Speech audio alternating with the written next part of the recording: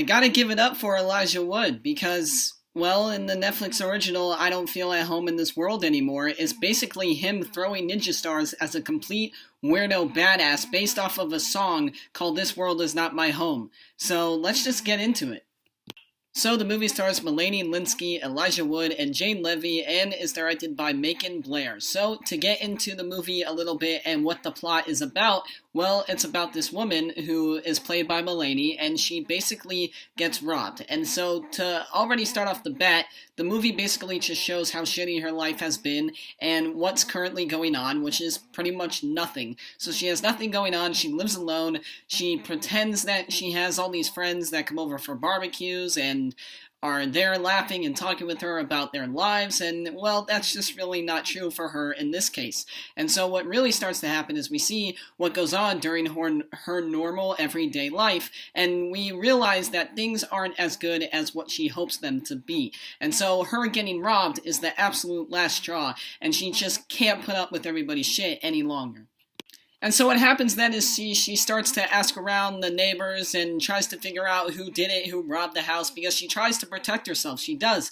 But they leave and they run off in time, so she can't really do anything about that. And so with that, and the neighbors aren't any help whatsoever, she goes to the police officer that she's dealing with has some problems at home with his wife that he's dealing with, and so he's not really focused on the case, which isn't really a case. He's focused on what's going on in his life, and how things are shitty with him really helps move the plot around, because she cannot put up with the people, she can't put up with her own home, she can't put up with the cops that are supposed to be helping her, but choose not to. So really, she has no other point but to go off and figure this out on her own. However, she meets Elijah Wood's character, and that's when the movie starts to take a quirky, offbeat, kind of dark turn, which, yes, I used all the adjectives that the movie is used to describe as. I don't know if that sentence made sense, but that's what this movie is. It's a very weird, offbeat, crime comedy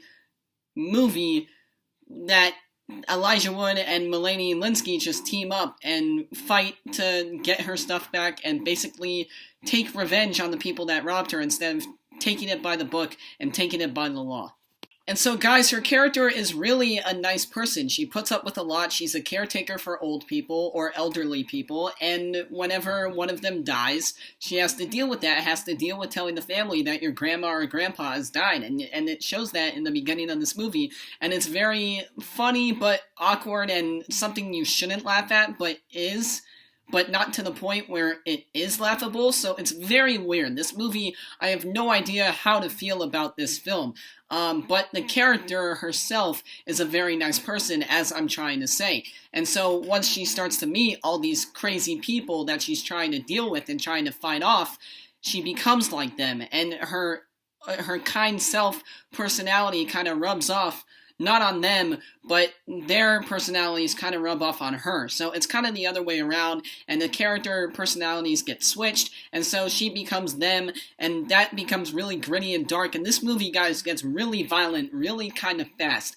And so the movie just gets weirder and weirder and weirder. There is not one thing in this movie that isn't like relatable. It's not, oh yeah, this happened to me. I mean, I guess besides the robbing part, but everything else is kind of just random and thrown in there to be offbeat and to have the feeling that the movie wanted to give.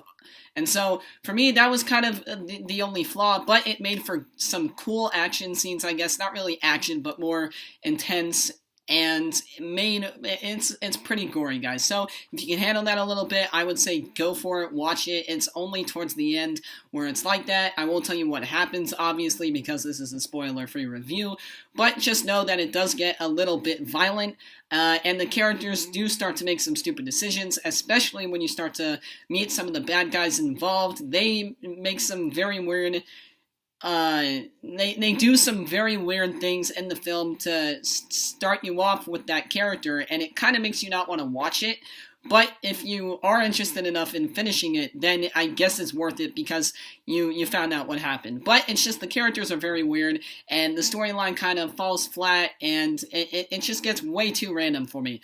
So I will say though that the film had a very good soundtrack. I don't know what it is with these Netflix original movies that are very underrated, flies under the radar completely, but yet have great soundtracks for a very underrated film. So you guys, this film is rated TVMA, and I don't know what to think of it. So if that can tell you much, I'm starting a new category of rating on our rating system, and that is, I have no idea. I have no clue. It's not reviewable. I guess that's where I'm trying to go with. I mean, every movie is reviewable, but I just don't know on our scale where I would put this film. So for now, I'm just going to create a new column, and it's going to be something like movies that can't be rated, or something like that. I'll come up with a creative title, but that's where I stand right now. Maybe I'll change it in the future and make a video about that, but as of now, that's my rating. It may be lazy, it may be that I didn't love the movie as much as I thought I would, but I read the reviews, and it's got decent ratings, and the people on Netflix that watched it seem to like it for the most part, so I like the movie, guys. It's not the worst Netflix original or movie I've seen in general. It's just a little bit too random for me and a little bit too weird, which isn't bad. I will watch anything. I just don't love it all the time. So that's just my personal opinion. But thank you guys for watching. This is my review for I Don't Feel at Home in This World Anymore. Please rate, comment, subscribe. My name is Nick. This is The Tempest Productions, and I will see you guys in the next video.